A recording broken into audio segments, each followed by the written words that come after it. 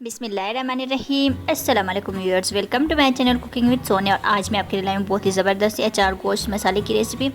ये बहुत ही मज़े का बनता है और आज तो हम इसको और भी इजी तरीके से बनाएंगे। तो फिर चलते हैं और शुरू करते हैं। यहाँ पर मैंने लिया हुआ है ऑयल हाफ़ कप, आप इसकी जगह पर घी भी ले सकते हैं। इसमें ऐड कर देंगे, मैं तकरीबन हाफ़ के जी के जितना ले रही हूँ बीफ का गोश्त, वो मैं इसमें ऐड कर दूँगी। और मैंने इसको पकाना है तब तक जब तक इसका कलर थोड़ा सा चेंज नहीं हो जाता। तो यहाँ पर इसका कलर चेंज हो गया है तो इसमें मैंने ऐड कर देनी है अदरक लहसुन का पेस्ट 1 टेबल स्पून भर के। और फिर मैंने इसको पकाना है 4 से 5 मिनट तक। इसकी जो खुशबू होती है वो बहुत ही ज़बरदस्ती होती है अदरक लहसुन की, जब तक वो आना स्टार्ट ना हो जाए। उसके बाद मैंने इसमें ऐड कर देनी है टोमेटो प्यूरी। तकरीबन 3 मैंने टमाटर लिए थे और इनका मैंने इस तरह से पेस्ट बना दिया। ये इसमें ऐड कर देंगे और इसको मैंने पकाना है थोड़ा सा। और अब इसमें मैं ऐड कर दूँगी अचार गोश्त मसाला।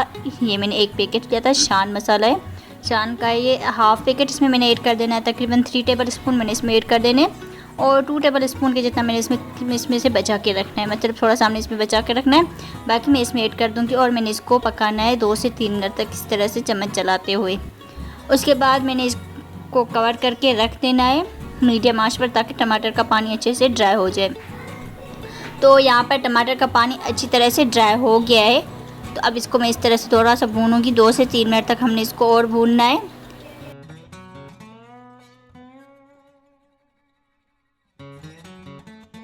तो यहाँ पर मैंने इसकी अच्छी तरह से बुनाई कर दी है तकरीबन 2 से 3 मिनट तक। उसके बाद इसमें मैंने पानी ऐड कर देना है 4 से 5 कप, या फिर आपने इतना पानी इसमें ऐड करना है कि गोश्त अच्छे से गल जाए। हमने गोश्त को अच्छी तरह से गलाना है। अगर आप मटन का ले रहे हैं तो आपने पानी थोड़ा सा कम ऐड करना है, बस गोश्त को गलाने तक, ठीक है। तब तक हम दूसरा काम कर लेते हैं। तो यहाँ पर मैंने अचार गोश्त मसाला लिया हुआ है 2 टेबल स्पून। इसमें मैंने इस तरह से थोड़ी थोड़ी करके दही इसमें ऐड करती जानी है और थिक सा बैटर बनाना है।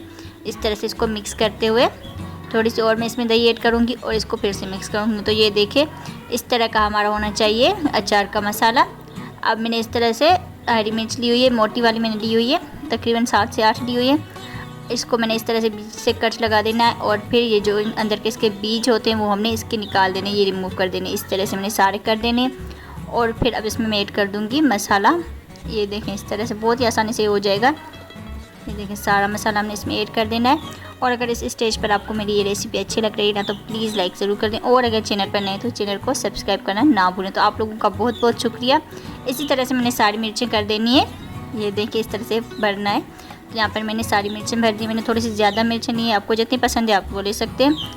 तो यहाँ पर हम देखते हैं अपने सालन को। तो यहाँ पर इसका पानी भी अच्छे से ड्राई हो गया है माशाल्लाह से। और खुशबू तो इतनी ज़बरदस्ती आ रही है ना कि मैं आपको बता नहीं सकती। अपना ये रेसिपी एक बार ट्राई ज़रूर कीजिएगा।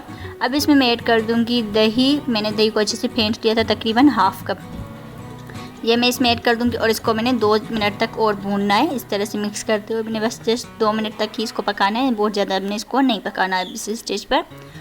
और अब इसमें मैं ऐड कर दूँगी जो अपनी मिर्च बना कर रखी थी ना मसाले वाली, वो सारी हमने इसमें इस तरह से ऐड कर देनी है। तो जी यहाँ पर मैंने सारी मिर्चें इसमें ऐड कर दी है। और अब इसको मैंने कवर करके रख देना है 5 से 7 मिनट तक। और अब ये हमारा जो अचार गोश्त रेडी है और इसकी इतनी ज़बरदस्त सी खुशबू आ रही है ना कि मैं आपको बता नहीं सकती। बहुत ही मज़ेदार सा ही बना था।